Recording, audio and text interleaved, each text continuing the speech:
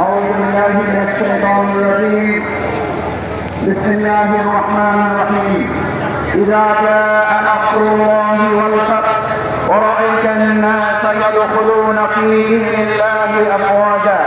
فسبح بحمد ربك واستغفره إنه كان توابا صدق الله العظيم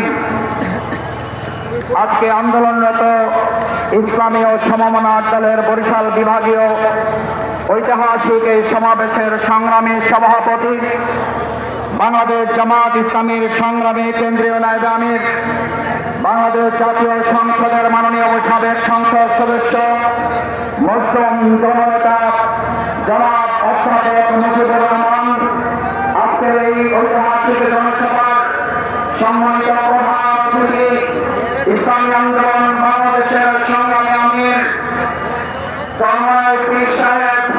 Mufti Syed